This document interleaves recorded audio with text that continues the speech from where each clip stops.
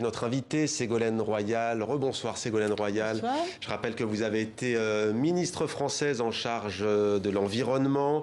Vous avez été aussi candidate à la présidentielle en 2007. On verra justement quelles sont vos intentions pour la prochaine présidentielle qui approche à grands pas. Vous êtes présidente aussi de l'association Désir d'avenir. Et on va voir quels sont vos projets en termes d'environnement, mais aussi de droits des femmes, après notamment le mouvement MeToo. Mais d'abord, sans plus attendre, ce portrait de vous. On verra ce que vous en pensez. Il est signé Mylène Girardot. Je ne suis pas une faible femme. Je suis, comme disent les Antillais, une femme debout. Je suis une combattante. Debout et au combat. C'est ainsi que vous aimez vous présenter. Ségolène Royal, la liberté guidant le peuple. Les coups de com', un des secrets de votre longévité en politique. Mais pas que. Le culot aussi, comme ce 21 mai 1988, avec François Mitterrand tout juste investi pour un second mandat.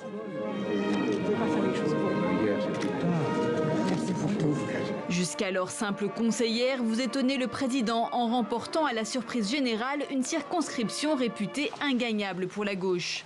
Une à une, vous gravissez les marches du pouvoir avec votre compagnon François Hollande, rencontré sur les bancs de l'École nationale d'administration. Ensemble, vous avez 4 enfants. Première femme ministre à accoucher dans l'exercice de ses fonctions, vous invitez les caméras de télévision à la maternité. C'est vrai que c'est assez exceptionnel et je le fais aussi pour la cause des femmes.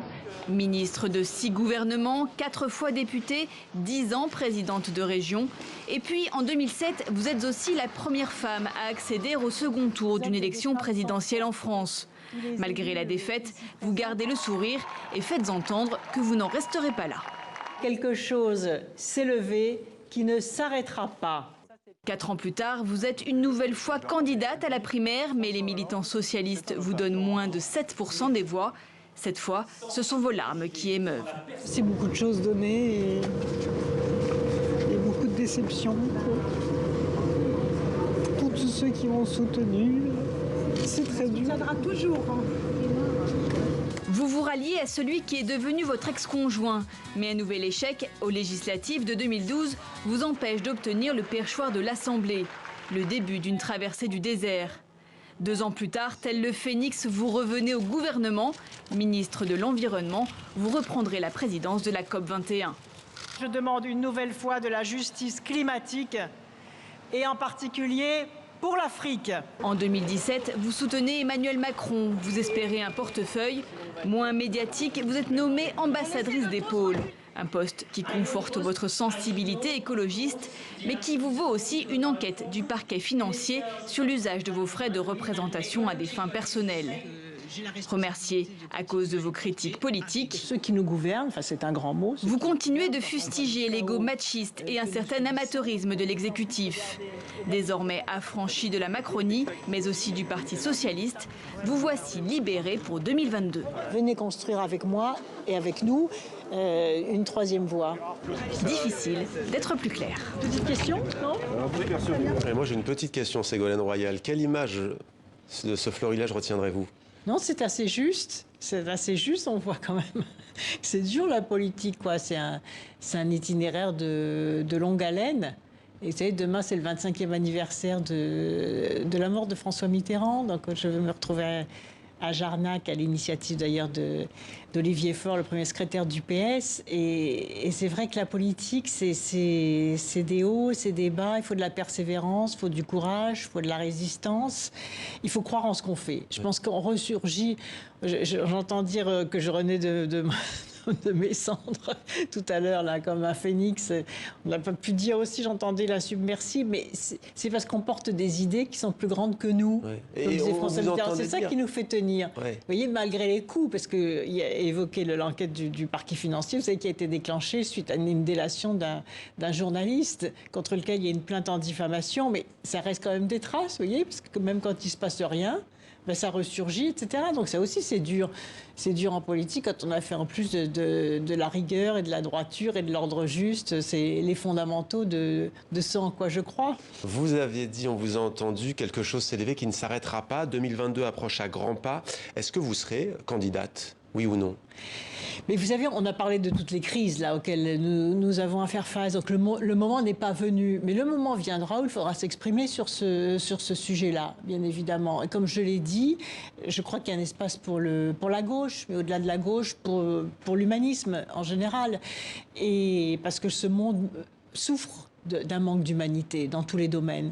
Et par conséquent, si la gauche, les humanistes, les écologistes sont capables de s'entendre, il y a un espace pour que nous ne soyons pas enfermés dans ce face-à-face qu'on nous présente comme incontournable entre Emmanuel Macron, dans le quinquennat duquel la France est plongée dans le chaos quand même depuis le début, et Marine Le Pen. Donc il faut une offre politique différente pour les Français. On verra si c'est moi qui l'incarne ou s'il y a quelqu'un de mieux placé que moi et que je soutiendrai à ce moment-là. Vous croyez encore en une alliance avec les écologistes, Europe Écologie Les Verts? Mais bien sûr, mais vous savez, l'union est un combat. Donc il ne faut jamais renoncer avant les échéances. Pour l'instant, ils n'ont pas accepté votre main tendue? Les choses sont à peine commencées. Donc aujourd'hui, le travail prioritaire auquel est attelé le Parti socialiste, c'est déjà un projet. Parce qu'il faut savoir pourquoi l'on se bat aussi, pourquoi faire. Les électeurs ne croient plus et ne croiront plus, et c'est une bonne chose. Mais demain, vous disiez 25 ans de la mort de... En hommes providentiels, et heureusement. Parce que vous savez, les hommes providentiels, on ne connaît pas leurs défauts. Alors, les hommes et les femmes du temps d'avant, on connaît leurs défauts, leurs qualités, mais les hommes providentiels, c'est très dangereux parce qu'on découvre leurs défauts pendant qu'ils sont dans l'exercice du pouvoir. Mais vous avez évoqué François Mitterrand, 25e anniversaire de sa mort demain. Oui. Que doit-il se dire? Le Parti socialiste est quasiment exsangue aujourd'hui. Comment l'expliquez-vous? C'est vrai que c'est difficile pour les partis politiques aujourd'hui, et pourtant, les idées dans lesquelles François Mitterrand s'inscrivait dans cette histoire, elles sont plus que jamais d'actualité. Regardez la gestion de la crise sanitaire ou la gestion écologique, c'est l'idée que les investissements de l'État, les investissements des services publics ne doivent en aucun cas reculer. Et dans le portrait que j'ai pu écrire de François Mitterrand, que je rediffuse là sur mon compte Facebook, il disait ceci, il disait mais c'est une constance de l'histoire que ceux qui ont beaucoup d'argent en veulent encore plus, et reprocheront toujours aux services publics, à la santé, aux retraites, à la protection sociale, d'être des secteurs dépensiers. Trop coûteux. Trop coûteux pour au fond, qu'on oublie aussi qu'en rectifiant un certain nombre d'injustices, on peut au contraire à la fois assurer des services publics dignes de ce nom qui sont le patrimoine de ceux qui n'en ont pas, et en même temps libérer les forces créatives dans un pays. Que faire, Ségolène Royal, pour l'écologie? Est-ce que cette pandémie est un tournant, et si oui, dans quelle mesure? Cette pandémie est un tournant, à condition là aussi qu'il y ait une force politique, une volonté politique de se dire qu'est-ce qu'il ne doit plus être reproduit du passé. Et en particulier quand j'entends dire on va reprendre le transport aérien comme avant, mais c'est juste pas possible. Donc on devrait au contraire, l'Europe devrait au contraire aujourd'hui s'investir puissamment dans la reconversion d'un certain nombre de secteurs, notamment l'industrie aéronautique qui souffre énormément, alors que nous ne fabriquons pas suffisamment sur le sol européen tous les outils de la transition énergétique, en particulier les panneaux solaires, les éoliennes, les voitures électriques, etc. Donc il y a un potentiel positif à saisir pour accompagner cette transition, mais pour ça, il faut vraiment une volonté politique très forte que l'on ne sent pas pour l'instant. Et comment accompagner aussi l'Afrique, notamment dans cette transition écologique? Les pays du Sud disent souvent à nous maintenant de décoller aussi. Bien sûr, ils ont raison, surtout qu'on leur a promis des transferts de technologies, surtout que l'Afrique souffre du réchauffement climatique et n'en est absolument pas responsable, puisqu'elle n'a pas utilisé les énergies fossiles pour se développer. Donc nous devons absolument transférer à l'Afrique les technologies des énergies renouvelables, les énergies marines, l'hydroélectricité, les énergies solaires, les énergies, la géothermie aussi, pour que l'Afrique puisse se développer. Vous savez, par exemple, l'érosion des côtes en Afrique, je voyais la ville de Saint-Louis avec l'effondrement des côtes au Sénégal, c'est dramatique, parce que ça crée des déplacements massifs de population, et si l'on veut mettre fin aux migrations de la misère vers l'Europe, commençons par donner à l'Afrique les moyens de se développer, et notamment les moyens énergétiques de se développer pour que les jeunes puissent trouver sur place les emplois d'aujourd'hui et les emplois du futur.